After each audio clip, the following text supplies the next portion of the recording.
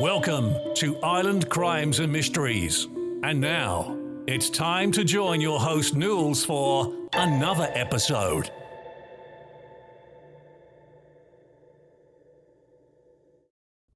Hey guys, and welcome to another episode of Ireland Crimes and Mysteries. I want to thank you for joining me today, and if you're a returning listener, I want to say a big thank you for your continued support. If this is your first time listening to my podcast, welcome. It's great to have you on board. Right guys, do you want to immerse yourself in the captivating world of Ireland's most intriguing crimes and mysteries and carry a piece of this thrilling adventure wherever you go with our Ireland Crimes and Mysteries t-shirt collection? Every t-shirt isn't just a piece of clothing.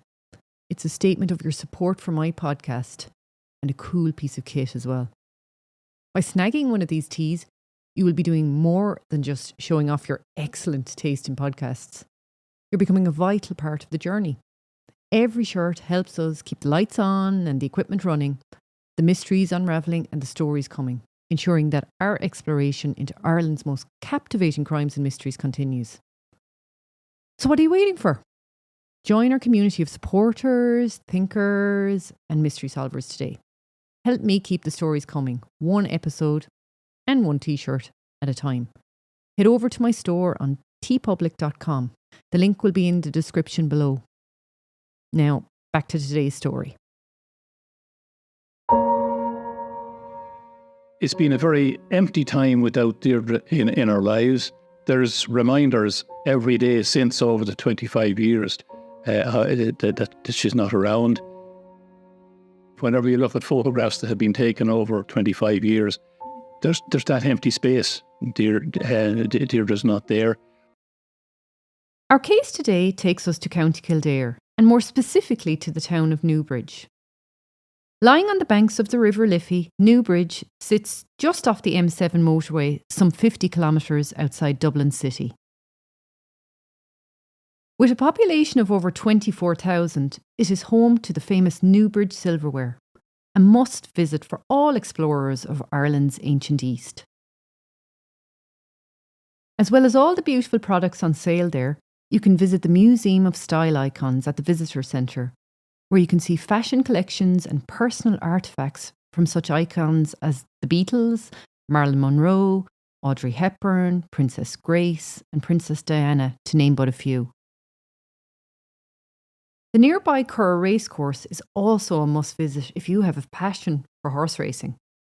With over 5,000 acres of Curragh Plains, it is one of Europe's oldest grasslands and home to the famous Irish Derby. Newbridge is known as a commuter town as many of its residents travel to Dublin for work. It is in Newbridge we find the Jacob family. Dad Michael, Mam Bernadette and daughters Deirdre and Ciara. In July of 1998, Deirdre was home for the summer break from college. She was studying to be a primary school teacher at St Mary's College in Twickenham in London. Deirdre was born on October 14, 1979, and grew up in the family home just outside Newbridge in an area called Rosebery. Her mother worked in the health service at their offices in Naas, and her father worked for Teagasc, an agricultural advisory board. Her sister Ciara was still in secondary school in 1998, but was also on her summer holidays. Deirdre was described as a good person who loved reading and writing and was a member of the church choir in her secondary school days, as well as volunteering at the local Sunday school. She also loved music and could play the guitar and piano, so it was no surprise that after completing her leaving certificate, she headed to England to study to be a teacher in 1997. Deirdre was home for the summer after finishing her first year in May. She'd been back for short periods during the college year to visit and also to do work placement at her old school. Her mother had helped her get a summer job within the health board, and she had a fun-filled summer planned, catching up with friends, having already spent a weekend in Kingscourt, County Cavan with some of her friends, and was even making plans for her boyfriend, whom she had met at college, to come visit that August. She looked forward to introducing him to her family and friends and sightseeing with him. All in all, Deirdre was in very high spirits and looked forward with positivity to the bright future that lay ahead for her after enjoying her summer at home. The morning of the 28th of July started off like any other morning. Deirdre was still in bed when her mother and father left for work. Her sister was staying with a friend, so Deirdre had the house to herself that morning. Her mother rang the house at around 12 to remind Deirdre that the deposit for her flat in London was due to be sent off that day. Deirdre told her mother she would walk into Newbridge and collect the deposit from the bank and go to the post office and post it, telling her mother she would see her back at the house around 6 when her mother returned from work. Deirdre tidied up after the breakfast and did a few more house chores before leaving the house after midday to start the 25-minute walk into Newbridge.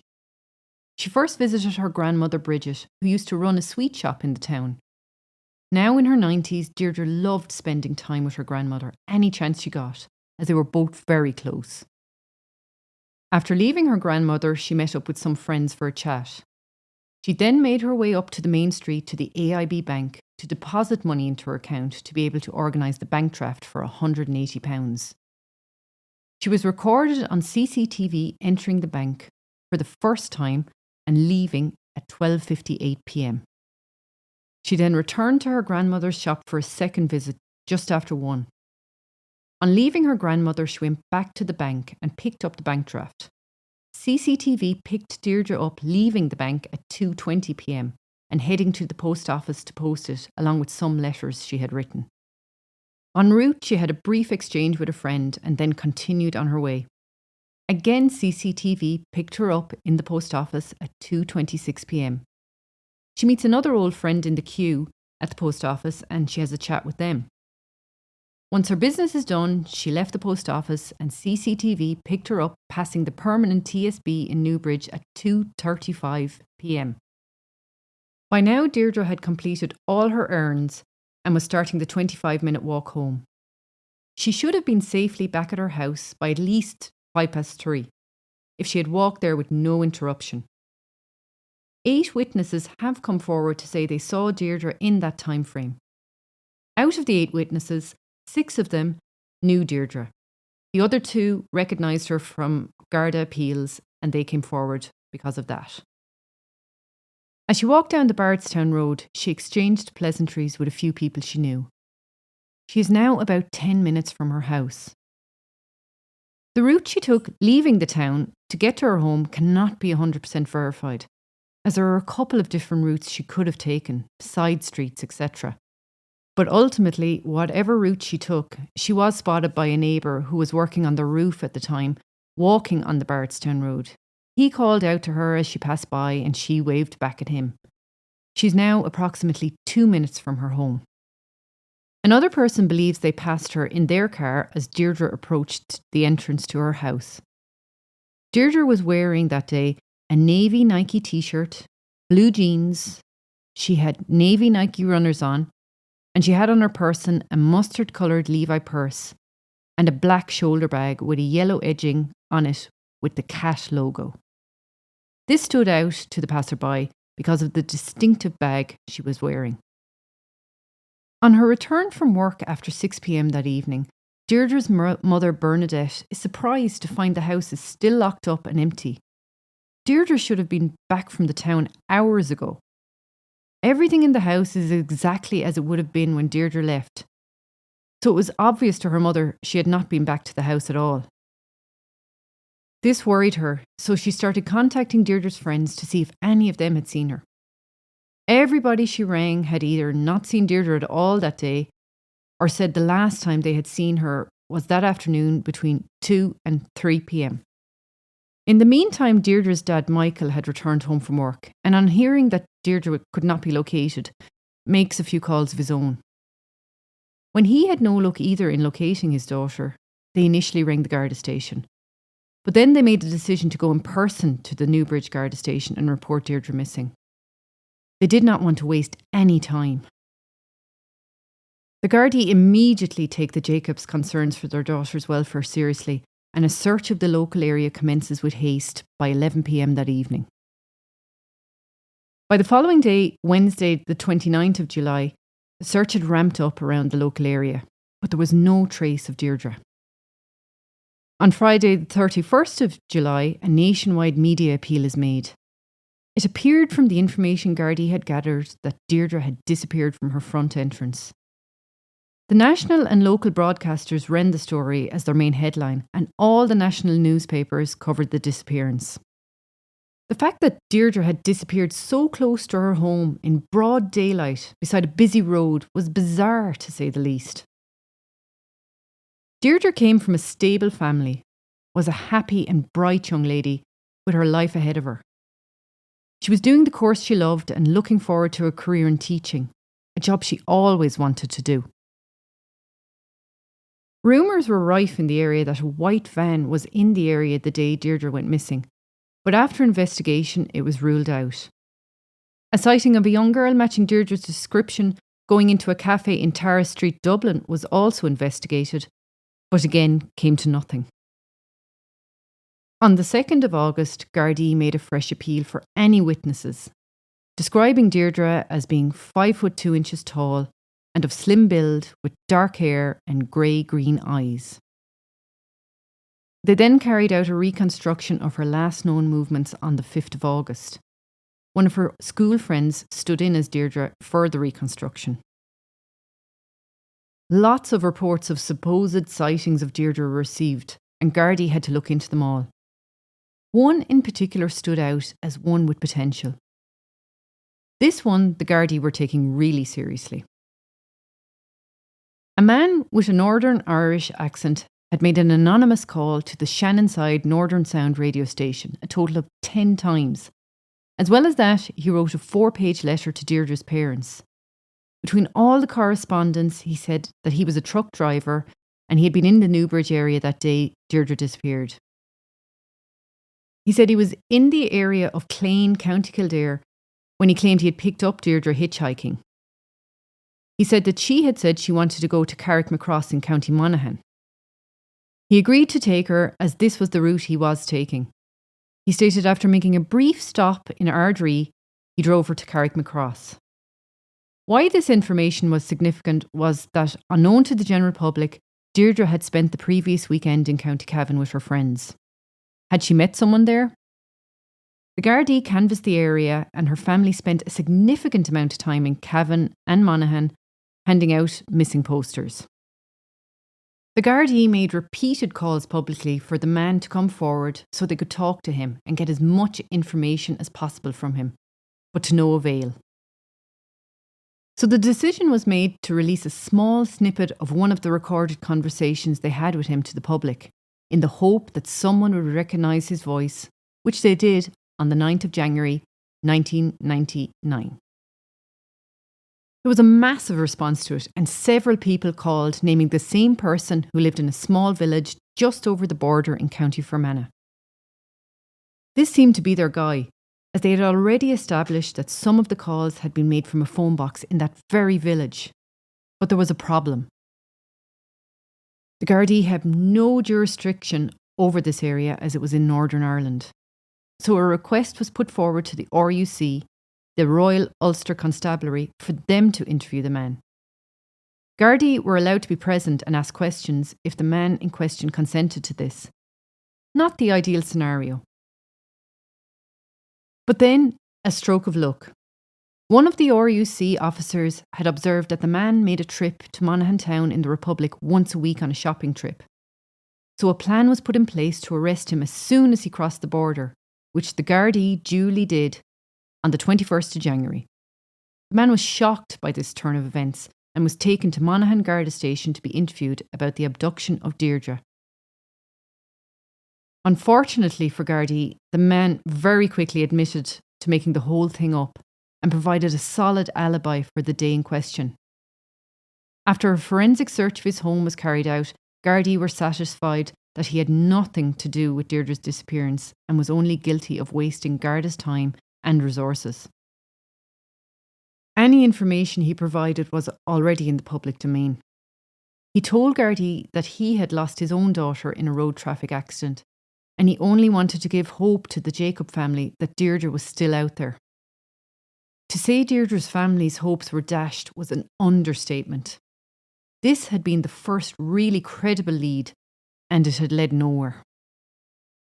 The investigation continued, and so did the searches, but to no avail.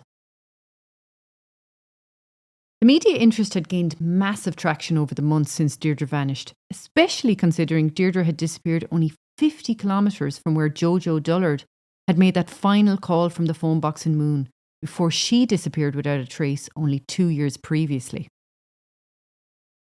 The family were convinced Deirdre was abducted near her house by someone, and the Gardaí were also of the opinion that Deirdre had been abducted by a predator who was looking for an opportunity to take someone, and Deirdre afforded him this opportunity simply by being alone, walking home, something she had every right to be doing.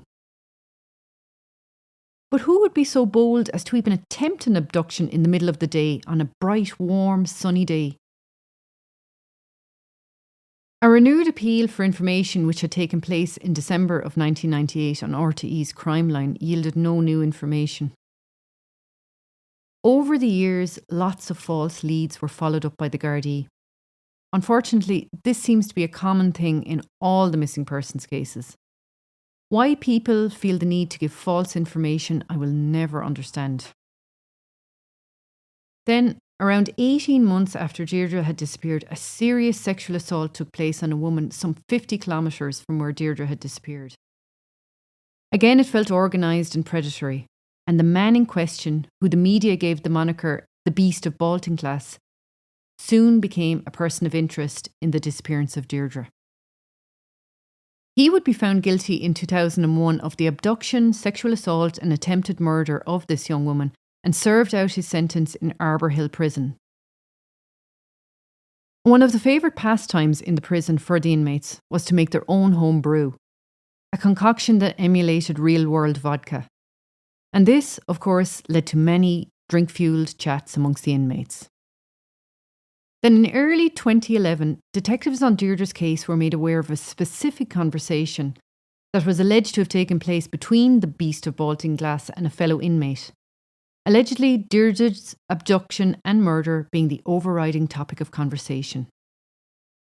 The conversation in question had never been denied or otherwise by the Beast of Baltinglass, and according to detectives working on the case, the informant would not be the most reliable.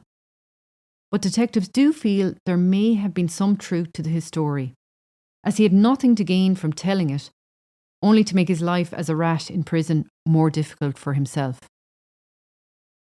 He went on to say that the drink-fuelled conversation turned into a bragging conversation, bragging about crimes they had committed but never been caught for. And the inmate said that it was then that the Beast said that he had been involved in the abduction of a girl in Newbridge years before.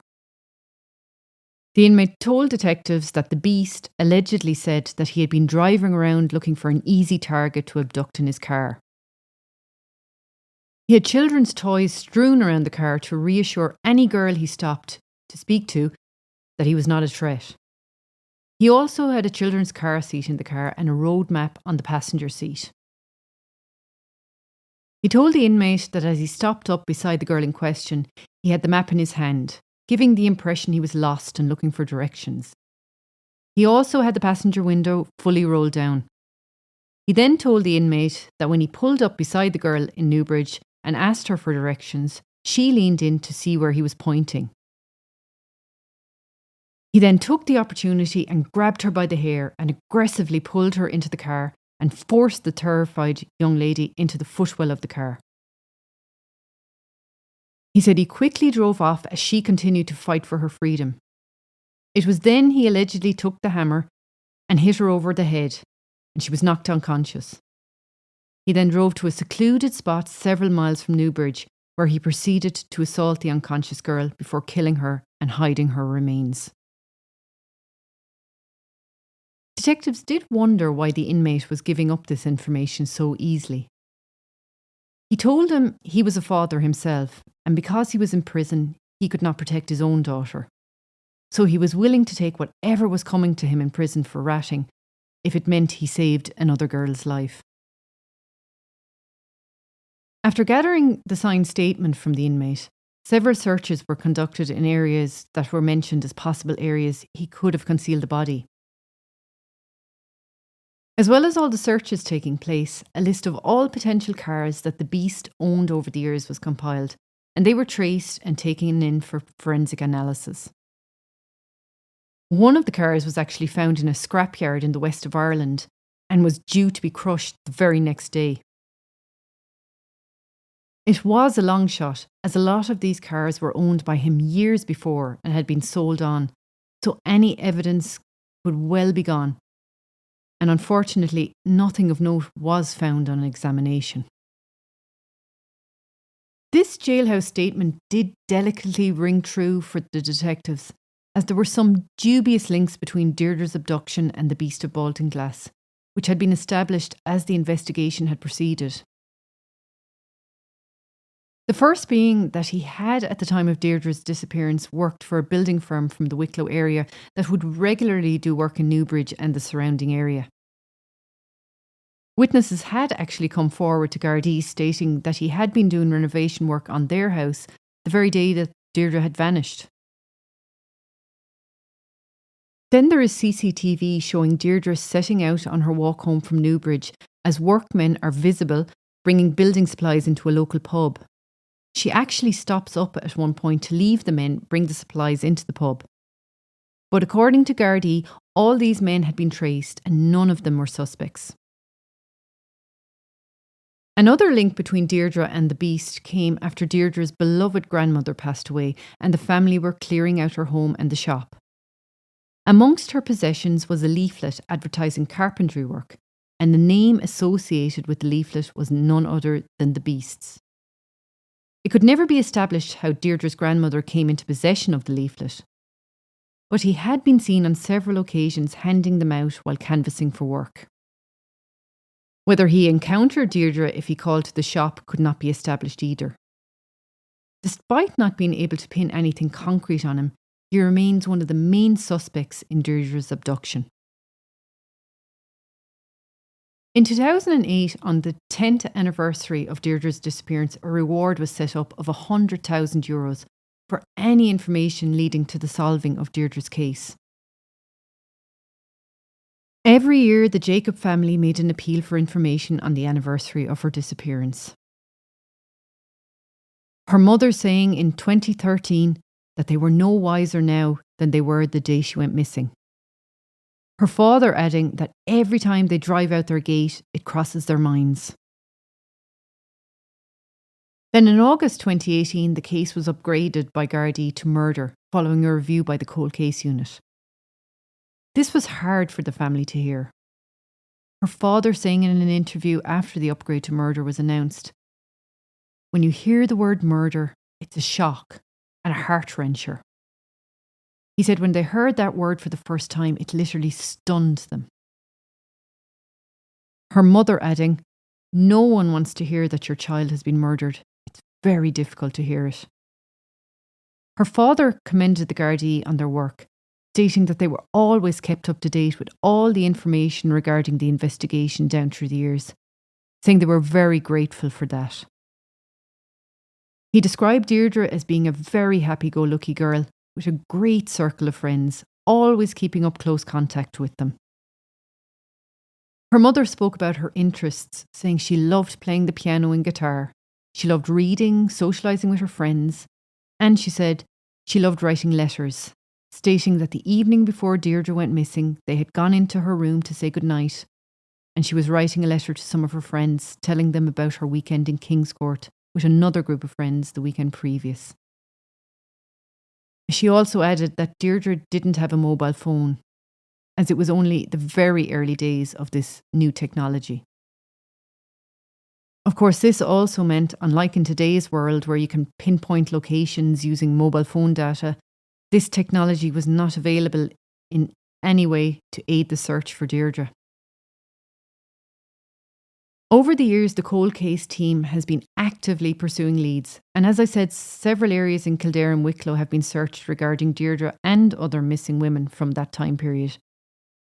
In more recent times, October 2021 to be precise, a search was commenced in a wooded area near Taggartstown, County Kildare, some 15 kilometres from Newbridge and quite near Moon, where Jojo Dullard disappeared from the phone booth in November 1995.